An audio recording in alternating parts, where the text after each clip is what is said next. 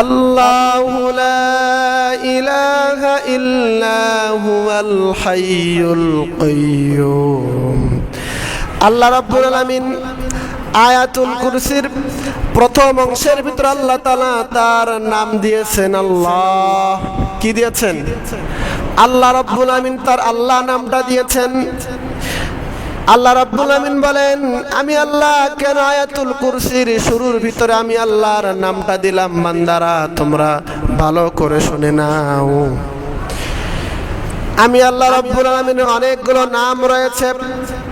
অনেকগুলো নামের ভিতরে রাজ্জাক একটি নাম, সামিউম বাসির একটি নাম, রহিম একটি নাম, রহমান একটি নাম। এই রহিম, রহমান, রাজ্জাক নামের ভিতরে সব থেকে মধুময় যেই নামটা, সেই নামটার নাম হচ্ছে আল্লাহ। কি নাম? আল্লাহ। মাকে মা বলে ডাকলে যেমন মার মন ঠান্ডা হয়ে যায়, আল্লাহ রাব্বুল আলামিন বলে আমার কোন বান্দা যখন আমি আল্লাহকে একবার আল্লাহ বলে ডাক দেয়, আমি আল্লাহর মনও সেরকম ঠান্ডা হয়ে যায়। গুনাহ করেছি, পাপ করেছি, উহুদ পরিমাণ পাপ করেছি। উহুদের যে ময়দান রয়েছে, হাজী সাহেব রয়েছেন যারা উহুদ পাহাড় দেখেছেন, বিশাল পাহাড়। এই পাহাড় পরিমাণ আপনারা অন্যায় করেছি, আমরা গুনাহ করেছি। আল্লাহ বলে এই গুনাহ যদি তুমি আমার কাছে একবার শেষ রাতে উঠে যদি আমাকে একবার আল্লাহ বলে ডাক দিতে পারো, বান্দার দল মনে রেখো, একবার আল্লাহ বলে ডাক দেওয়ার সঙ্গে সঙ্গে আমি আল্লাহ তোমার উহুদ পরিমাণ গুনাহ খাতাগুলো মাফ করে দেই। আরো জোরে বলি সুবহানাল্লাহ। সম্মানিত হাজিরিন, এই হচ্ছে আল্লাহ। আজকে দুনিয়ার কোন নেতার কাছে দুইবার ভুল করলে মাফ করে দেয় না, দল থেকে বের করে দেয়। সন্তান বাবার কাছে বেয়াদবি করলে বাবাও ঘর থেকে বের করে দেয়, ঠিক কিনা বলেন? টিচার, ছাত্র টিচারের কাছে ভুল করে টিচারও বের করে দেয়, তোমার মতো ছাত্র আমার দরকার নাই। কিন্তু আল্লাহ রাব্বুল আলামিন বলেন, বান্দা আমি হচ্ছে এমন আল্লাহ, আমার কাছে তুমি যদি হাজার গুনাহ করো, হাজার পাপ করো, আর আমরা তো 5 বার আল্লাহর কথা অমান্য করতেছি, 5 ওয়াক্ত নামাজ আযান দিচ্ছে মসজিদের ভিতরে, আমরা কথাগুলো অমান্য করে চলতেছি, আল্লাহকে বৃদ্ধাঙ্গুলি প্রদর্শন করতেছি। আজকে কোন দুনিয়ার নেতাকে বৃদ্ধাঙ্গুলি প্রদর্শন করলে ওই নেতা আপনাকে আমাকে জেলখানায় ভরায় দেয়। কিন্তু যে আল্লাহ আপনাকে আমাকে সৃষ্টি করেছেন, আল্লাহর মসজিদের ভিতরে আযান দেওয়া হচ্ছে 5 বার, 5 বার আযান শোনার পরেও আমরা আল্লাহকে বৃদ্ধাঙ্গুলি প্রদর্শন করতেছি। কথা বলেন ঠিক কিনা? হ্যাঁ, কথা কি ঠিক না? সম্মানিত হাজিরিন, তারপর আল্লাহ তাআলা আপনাকে আমাকে জেলখানায় পাঠাচ্ছেন না, আল্লাহ আপনার আমার খাওয়া দাওয়া কোনো কিছুই বন্ধ করতেছেন না। আল্লাহ বলেন, বান্দা এখনো ফিরে আসো। ওয়াসারিউ ইলা মাগফিরাতিম মির রাব্বিকুম ওয়া রাহমা। বান্দা আমি আল্লাহর রহমতের দিকে ফিরে আসো, আমি আল্লাহর মাগফিরাতের দিকে ফিরে আসো। বান্দা তুমি যদি ফিরে আসতে পারো, তোমার পিছনের সকল গুনাহ খাতাগুলো আমি আল্লাহ তাআলা সব দিয়ে পরিবর্তন করে দেব।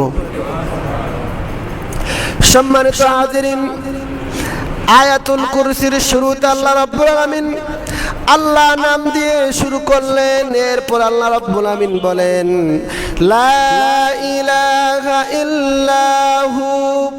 আল্লাহ রাব্বুল আলামিন বলেন, আমি আল্লাহ ছাড়া আর কোনো ইলাহ নাই, কোনো মাবুদ নাই। বান্দারা তোমরা যদি ইবাদত করতে চাও, তোমরা যদি বন্দেগী করতে চাও, শুধুমাত্র কেবলমাত্র আমি আল্লাহর ইবাদত করো, আমি আল্লাহর বন্দেগী করো। কারণ আমি আল্লাহ ছাড়া আর কেউ ইবাদত পাওয়ার যোগ্য আছে? কেউ আছে? যোগ্য কেউ নাই।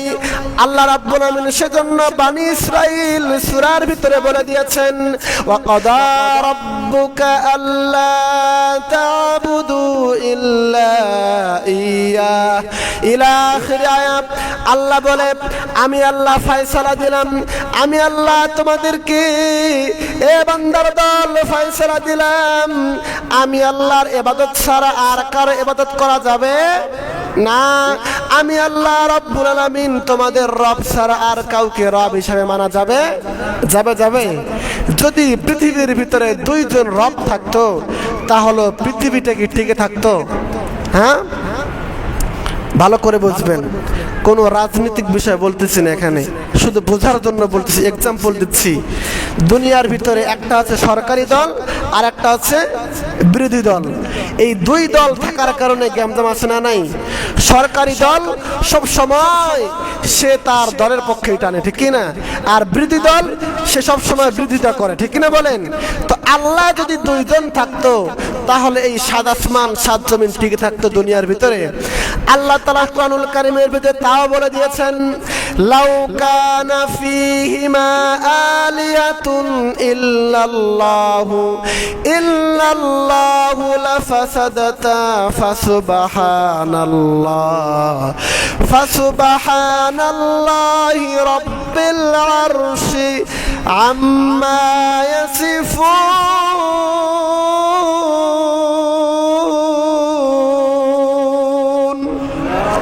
আর জোরে বলি আল্লাহু আকবার।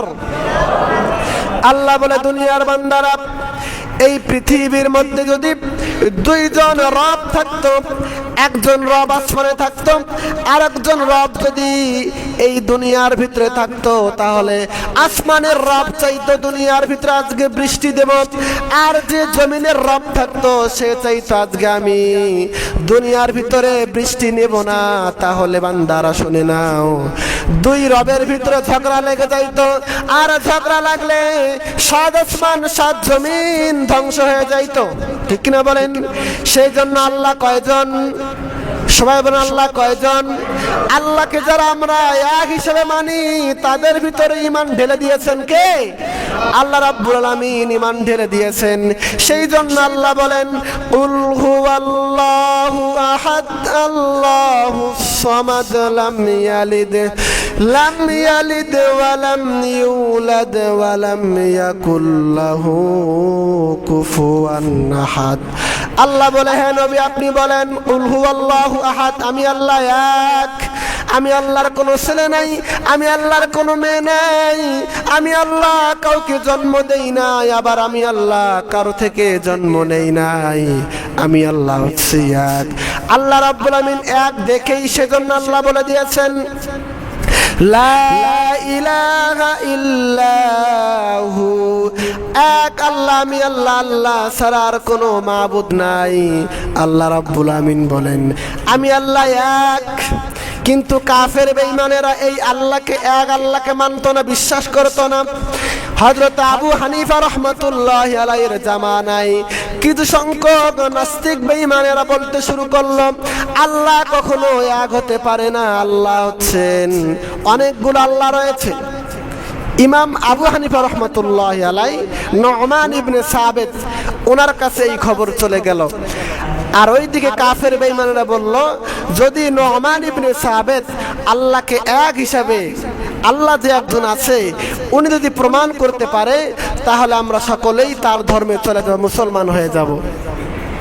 নু'মান ইবনে সাবিত আবু হানিফা রাহমাতুল্লাহি আলাইহি বলেন, ঠিক আছে, আমি আল্লাহ যে একজন রয়েছে আমি প্রমাণ করে দেব।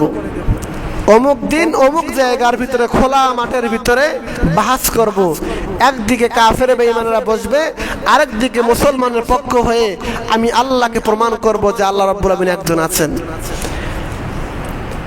যেদিন তারিখ ঠিক করা হয়েছে সেদিন সবাই এসেছেন, কাফেররাও এসেছে, ওই এলাকার সমস্ত মানুষেরা ওই মাঠের ভিতরে হাজির হয়েছে। কিন্তু নু'মান ইবনে সাবিত আবু হানিফা রাহমাতুল্লাহি আলাইহি ওনার কোনো খোঁজ খবর নাই। যেই সময় দিয়েছেন ওই সময় পার হয়ে যাচ্ছেন। এবার কাফের বেঈমানেরা বলতে শুরু করলো, নু'মান ইবনে সাবিত আবু হানিফা সে ভয় পেয়েছে, আল্লাহ যে একজন আছে সে প্রমাণ করতে পারবে না। এভাবে বলে তারা হাসি মস্করা করতেছেন। হঠাৎ করে তাকায় দেখেন মাঠের কোণা থেকে নু'মান ইবনে সাবিত আবু হানিফা রাহমাতুল্লাহি আলাইহি তিনি মাঠ থেকে বের হয়ে আসতেছেন আর বলতেছেন, আল্লাহ একজন, আল্লাহ এই দুনিয়া আসমান সবকিছু সৃষ্টি করেছেন, আমি আজকে এখানে প্রমাণ করব। তিনি যখন স্টেজে উঠলেন, এবার কাফের বেঈমানরা বললেন, নু'মান ইবনে সাবিত বলো, তুমি আসতে এত লেট করলা কেন? এবার নু'মান ইবনে সাবিত বললেন, আমি যখন আসবো আমার এলাকা থেকে এই মাঠে আসার জন্য একটা নদী পড়ে। কি পড়ে? নদী পড়ে। আমি ওই নদীর সামনে এসে দেখি কোনো নৌকা নাই। আমি হঠাৎ করে তাকায় দেখি একটা গাছ আসলো, ওই গাছটা ওই নদীর ভিতরে পড়লো। আবার কে জানি ওই গাছটাকে কাঠ বানালো, তক্তা বানায়া কে যেন একটা নৌকা তৈরি করলো। আমি ওই নৌকার ভিতরে উঠলাম, উঠে ওই নদী পার হয়ে এখানে আসলাম। সেজন্য আমার লেট হয়ে গেল, দেরি হয়ে গেল। এবার ওই কাফের বেঈমানেরা হাসতে শুরু করলো, হায় রে নোমান ইবনে সাবিত, এটা কেমনে সম্ভব? গাছ কেমনে আসমান থেকে পড়ে, আবার গাছ কেমনে নিজে নিজেই তক্তা হয়ে যায়, কাঠ হয়ে যায়, আবার ওই তক্তা কেমনে একটা নৌকা তৈরি হয়ে যায়? এবার নোমান ইবনে সাবিত বললেন, ও কাফের বেঈমানেরা, ভালো করে শুনে নাও, একটা গাছ যেমনি ভাবে এমনি দুনিয়ার ভিতরে আসতে পারে না, একটা গাছ যেমনি ভাবে নৌকা তৈরি হতে পারে না, তেমনি ভাবে আসমান জমিন কোনো কিছুই এমনি সৃষ্টি হতে পারে। এর ভিতরে একজন কারিগর আছে না নাই? এই দুনিয়া আসমান সবকিছু সৃষ্টির ভিতরে একজন আল্লাহর সবকিছু আছে না নাই? এবার এই কাফের বেঈমানেরা যখন বুঝতে পারলেন, এবার নোমান ইবনে সাবিত রাহমাতুল্লাহি আলাইহির হাতের ভিতরে সবাই হাত দিলেন। হাত দিয়ে সবাই একসঙ্গে পড়ে নিলেন, লা ইলাহা ইল্লাল্লাহু মুহাম্মাদুর রাসূলুল্লাহ। তাহলে মুসলমান বলেন তো, আল্লাহ আমাদের আছে না নাই? আল্লাহ আমাদের আছেন। এই আল্লাহ রাব্বুল আমিনকে আমাদেরকে মানতে হবে এবং তিনি যা হুকুম হাকাম দিয়েছেন, যা বিধান দিয়েছেন, এই বিধানগুলো আপনাকে আমাকে মানতে হবে। আল্লাহ রাব্বুল আমিন বলেন, লা ইলাহা ইল্লাহু, আল্লাহ ছাড়া কোনো মাবুদ নাই। এই আয়াতের আরেকটা অর্থ হচ্ছে আল্লাহ ছাড়া কোনো বিচারদাতা নাই, আইনদাতা নাই। আল্লাহ রাব্বুল আমিন যা আইন দিয়েছেন, যা বিধান দিয়েছেন, এই বিধানগুলো যারা মানবে তাদেরকে আল্লাহ রাব্বুল আমিন কিয়ামতের ময়দানে জান্নাত দিয়ে দিবেন।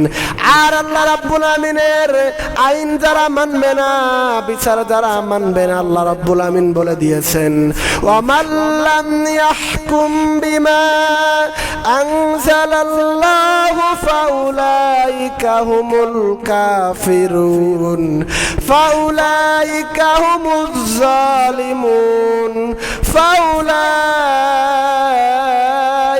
হুমুল ফাসিকুন। তিনবার বলা হয়েছে, যারা আল্লাহর বিধান মানবে না, যারা আল্লাহর আইন মানবে না, যারা আল্লাহর বিধানকে বৃদ্ধাঙ্গুলি প্রদর্শন করবে, এরা হচ্ছে উলাইকা হুমুল কাফিরুন, এরা হচ্ছে কাফের। উলাইকা হুমুল ফাসিকুন, এরা হচ্ছে ফাসিক। উলাইকা হুমুজ জালিমুন, আর এরা হচ্ছে জালেম। আর যারা জালেম, আল্লাহ বলে দিয়েছেন, ইন্না আ'তাদনা লিজ জালিমিনা নারা, আমি আল্লাহ জালেমদের জন্য ওই কিয়ামতের ময়দানে আগুনের ব্যবস্থা করে দিয়েছি। ওরা দুনিয়া থেকে চলে আসবে, কিয়ামতের ময়দানে আমি আল্লাহ ওদেরকে নিজেই সাক্ষী দিয়ে ওদেরকে জাহান্নামে দিয়ে দেব। আল্লাহর বিধানকে, আল্লাহর আইনকে আপনাকে আমাকে মানতে হবে। আল্লাহর আইনকে যদি আমরা না মানি, তাহলে আমরা যতই দাড়ি টুপি লাগাই না কেন, যতই আমরা জুব্বা লাগাই কেন, আমরা মুসলমান হতে পারবো না।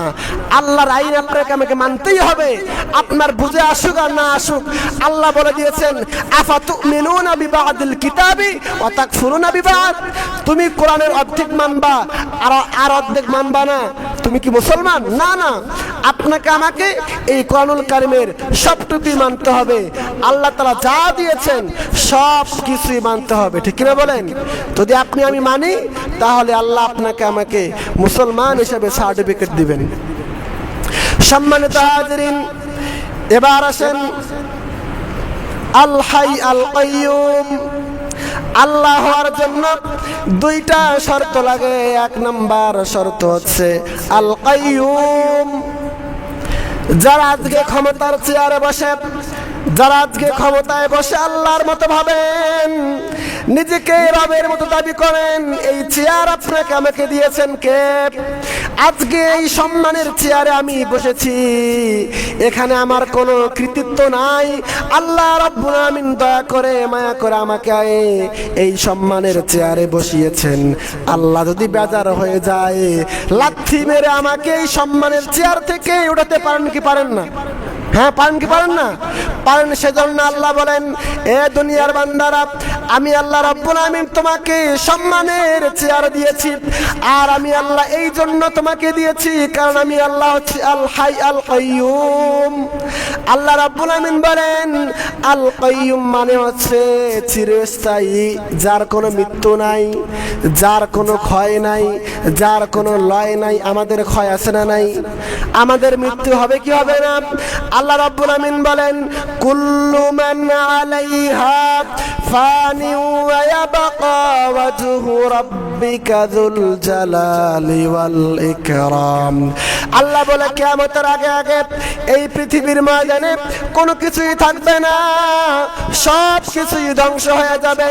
একমাত্র যিনি থাকবেন তার নামটা চিল্লায় বলে তিনি কে? আরো জোরে বলেন তিনি কে? আল্লাহ। আল্লাহ হচ্ছে চিরস্থায়ী। আল্লাহ যা পারেন দুনিয়ার ভিতরে আর কেউ পারে? আল্লাহ যা পারেন আমরা তা পারি? আমরা তা পারি না মুসলমান। আল্লাহ রাব্বুল আমিন জীবিত ব্যক্তিকে মৃত বানাইতে পারে, আবার আল্লাহ রাব্বুল আমিন যদি মন চায় তিনি মৃত ব্যক্তিকে জীবিত করতে পারেন কি পারেন না? সম্মানিত হাজিরিন, হযরত ইব্রাহিম আলাইহিস সালাম আল্লাহ রাব্বুল আমিনকে জিজ্ঞেস করেন, আল্লাহ আপনি যে মৃত ব্যক্তিকে জীবিত করতে পারেন, আল্লাহ আমি এটা আপনার কাছ থেকে দেখতে চাই। আল্লাহ আপনি যদি আমাকে একটু দেখান তাহলে আমার ঈমানটা বেড়ে যাবে। আল্লাহ রাব্বুল আমিন বললেন, ইব্রাহিম আমি যে মৃত ব্যক্তিকে জীবিত বানাইতে পারি তুমি কি বিশ্বাস করো না? ইব্রাহিম আলাইহিস সালাম বলেন, আল্লাহ হ্যাঁ আমি বিশ্বাস করি, কিন্তু আপনি যদি আমাকে দেখান তাহলে আমার ঈমান বেড়ে যাবে।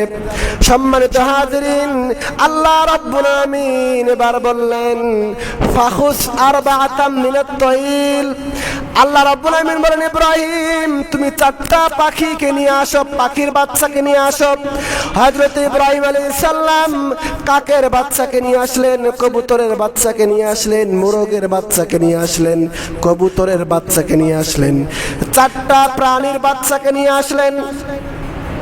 হযরত ইব্রাহিম আলাইহিস সালাম কেবল আল্লাহ বলেন, এ আমার ইব্রাহিম তুমি এই পাখির বাচ্চাগুলোকে লালন পালন করা শুরু করে দাও, এই পাখিগুলোকে তুমি বড় করো। ইব্রাহিম আলাইহিস সালাম আস্তে আস্তে পাখিগুলোকে বড় করলেন। যখন এই পাখিগুলো বড় বড় হয়ে গেল, এবার ইব্রাহিম আলাইহিস সালামকে আল্লাহ বলেন, ইব্রাহিম তুমি এই পাখিগুলোকে জবাই করো। আল্লাহ রাব্বুল আমিনের হুকুম পেয়ে ইব্রাহিম আলাইহিস সালাম পাখিগুলোকে জবাই করলেন।